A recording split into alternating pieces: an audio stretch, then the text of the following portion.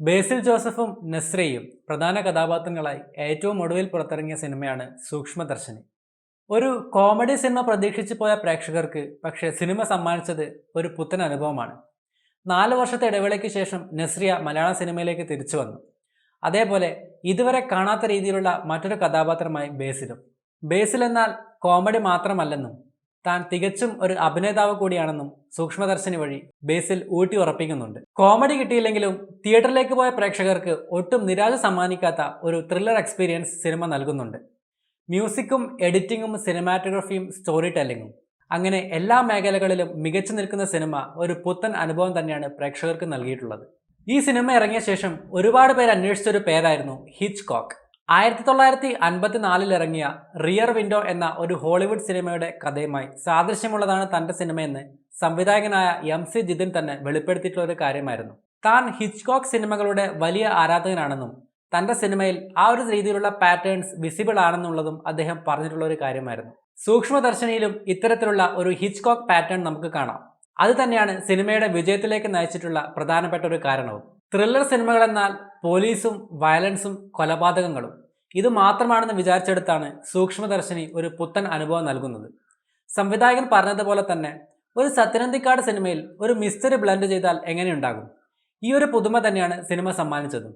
ഇത്തരത്തിൽ ലോക സിനിമയ്ക്ക് ഒരു പുതിയൊരു വ്യാകരണവും പുതിയൊരു ദൃശ്യാനുഭവം നൽകിയിട്ടുള്ള ലെജൻഡറി ഫിലിം മേക്കറാണ് ആൽഫ്രഡ് ഹിച്ച്കോക്ക്.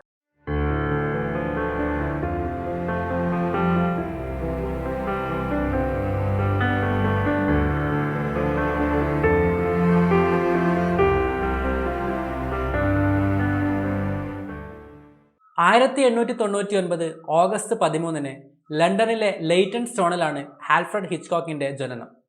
3 മക്കളിൽ ഏറ്റവും ഇളയവൻ. 1919 ഒരു ടൈറ്റിൽ കാർഡ് ഡിസൈനറായാണ് ഹിച്ച്കോക്ക് സിനിമ ഇൻഡസ്ട്രിയിലേക്ക് പ്രവേശിക്കുന്നത്. 1923 നമ്പർ 13 എന്ന് പറയുന്ന ഒരു സിനിമ സംവിധാനം ചെയ്തുകൊണ്ട് തന്റെ സിനിമാ ജീവിതം തുടങ്ങി. പാതി വഴിയിൽ പ്രൊഡക്ഷൻ സ്റ്റുഡിയോ അടച്ചു പൂട്ടിയതുകൊണ്ട് സിനിമ സംവിധാനം ചെയ്ത് കംപ്ലീറ്റ് ആക്കാൻ സാധിച്ചില്ലെങ്കിലും അദ്ദേഹം വിട്ടുകൊടുക്കാൻ തയ്യാറായിരുന്നില്ല. 1927 തന്റെ ട്രേഡ് മാർക്ക് സിനിമ എന്ന് വിശേഷിപ്പിക്കാവുന്ന the lodger a story of London fog എന്ന് പറയുന്ന സിനിമ പുറത്തിറങ്ങുന്നത്. അതിനുശേഷമാണ് ഹിച്ച്കോക്ക് തന്റെ സിനിമാ ജീവിതം പ്രൊഫഷണലി ആരംഭിക്കുന്നത്.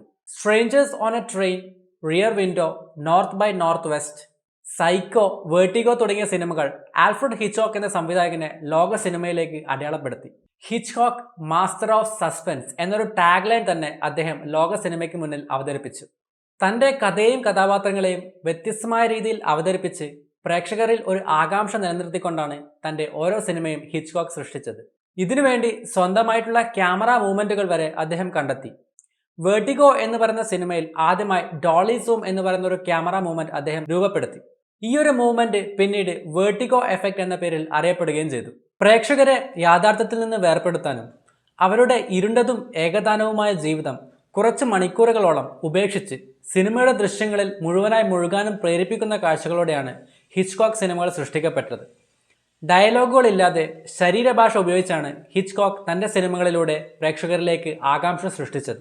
വാക്കുകൾക്ക് പകരം കൈകളിലും കാലുകളിലും ശ്രദ്ധ കേന്ദ്രീകരിക്കുന്നു. ഒരു മൂവി സ്ക്രീൻ ഒരു ബ്ലാങ്ക് ക്യാൻവാസ് ആണെന്നാണ് അദ്ദേഹം പറയാറ്. ഒരു കലാകാരൻ എന്ന നിലയിൽ ഇത്തരം ലളിതമായ ശരീരഭാഷ വഴിയും മറ്റ് ടെക്നിക്ക് വഴിയും ആ ക്യാൻവാസിലേക്ക് നമുക്ക് നമ്മുടേതായിട്ടുള്ള ചിത്രങ്ങൾ വരയ്ക്കാം. പ്രേക്ഷകരുടെ മനസ്സിൽ ഭയം സൃഷ്ടിക്കുന്നതിൽ ഞാൻ വിശ്വസിക്കുന്നു, അല്ലാതെ സ്ക്രീനിലല്ല.